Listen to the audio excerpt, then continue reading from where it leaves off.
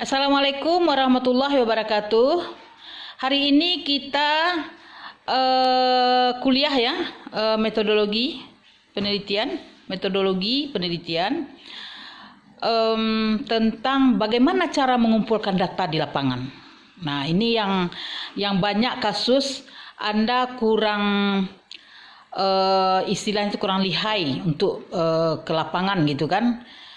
Nah, untuk penelitian ke lapangan ini, yang pertama persiapan mental kita harus kuat. Persiapan mental kita harus kuat. Kemudian kita, kesehatan harus dijaga juga. Kesehatan harus dijaga ya. Kalau sekarang tentu untuk penelitian ke lapangan tidak bisa ya, karena kita stay at home.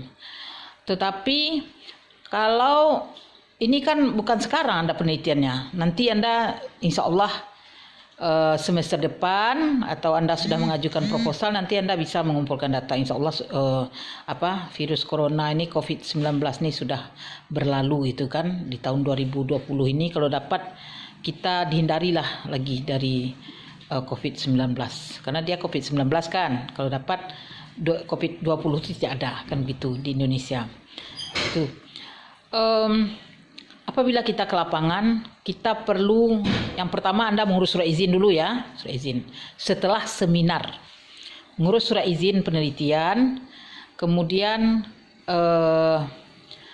Anda pergi ke lapangan menemui wali negari. Jadi kenapa Anda harus menemui wali negari? Kita tidak tahu bagaimana suasana di lapangan itu.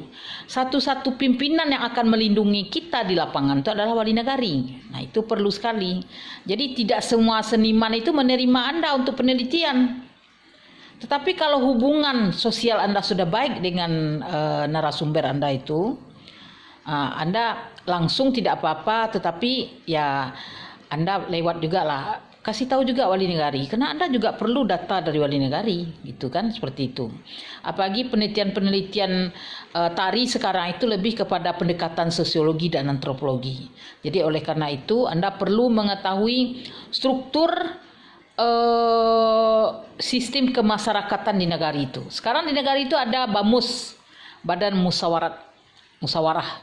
Jadi ada bundukan juga. Jadi tari misalnya yang Anda teliti itu, nah Anda perlu meminta data juga kepada wali nagari dan BAMUS, bundukan misalnya. Apalagi kalau misalnya Anda membicarakan atau membahas tari itu berhubungan dengan pesta perkawinan. Nah, itu Anda perlu mengetahui itu pesta adat istiadatnya bagaimana di sini. Apakah ini memang murni adatnya Minangkabau atau sudah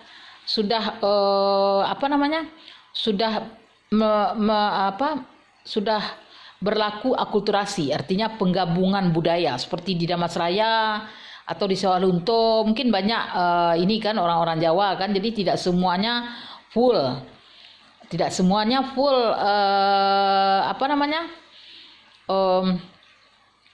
Minangkabau gitu. Nah, yang pertama itu mau ke lapangan tuh Anda punya ilmu dulu. Jadi kalau Anda misalnya mengetahui tentang meneliti tentang tari itu dalam pesta perkawinan misalnya, nah Anda pesta perkawinan Minangkabau itu seperti apa? Lalu di Minangkabau itu kan ada adat Salingka Nagari. Nah, jadi bagaimana pula upacara perkawinannya di sana? Anda jangan kaget kalau misalnya Anda pergi ke Indrapura pesisir selatan, itu marapulainya atau pengantin laki-lakinya pakai sunting loh. Nah, itu jangan kaget. Oleh karena itu, jangan sampai di sana kita menyatakan kekagetan kita, apalagi kita begini. Kok laki-laki pakai sunting sih, Pak? Kan perempuan harusnya. Nah, itu seperti itu tidak bisa Anda ungkapkan. Kita harus berpandai-pandai untuk mengumpulkan data. Jadi ketika kita menyatakan sesuatu itu kita pikir dulu gitu. Ada hal-hal yang perlu Anda ketahui itu. Pergi ke lapangan itu, kadang-kadang orang itu tidak bisa loh Anda tanya, misalnya asal tari ini di mana Pak? Ya, Anda akan bercerita. Penelitian lapangan kita tidak bisa membuat pertanyaan terstruktur, itu yang susah. Karena apa? Satu pertanyaan Anda bertanya, dia sangat panjang lebar dari informan kita itu. Dia akan bercerita yang lain. Nah, itu analisis Anda kepada wawancara jawaban keterangan-keterangan dari narasumber itu yang perlu Anda pahami. Kadang-kadang kita bertanya dari mana asal usulnya. Dia menceritakan begini. Le tahu kau tuh, kalau di Sikoka adat pesisir berasal dari Solo. Solo tuh situ itu. Jadi panjang tuh keterangannya. Jadi sangat panjang. Kadang-kadang kita tanya kapan tari ini diciptakan? Dia bilang gini, ketika saya dulu kakek saya menanam pohon kelapa itu, mama saya katanya, adik ibunya itu sudah pandai menari ketika itu. Ketika itu dia belum sekolah lagi. Itu kita tanya kapan itu kelapa itu kira-kira tumbuhnya, dan kita juga bisa analisis kepada orang pertanian. Kalau kelapa yang seperti ini, pertanyaan nanti tentu panjang juga ya. Kelapa ini berapa kali berbuahnya, kemudian kalau lihat urat-uratnya kira-kira berapa tahun umur kelapa ini gitu kan. Nah, jadi kita kalau penelitian ke lapangan itu memang banyak ini ya, artinya kadang-kadang kita tanya gitu kan di pantai, terus dia bilang dulu di daerah situ tuh ada lapau atau kadai itu lah masuk ke dalam lawi gini, jadi lah nyapo diombak, jadi sampai di sini. Waktu itu kami menari di sana. Nah, itu kapan itu dipertunjukkan. Jadi Anda juga berkaitan juga dengan geografi ya, ilmu geografi itu ya kan.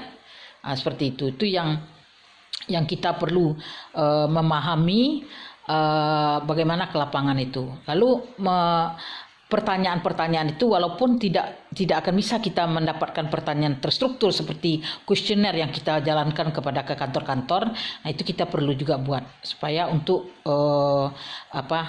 pedoman daripada apa yang kita tanyakan itu. Nah, kejelian kita untuk mengorek apa yang disampaikan oleh narasumber itu sangat perlu sekali. Kalau misalnya Anda meneliti tentang gerak.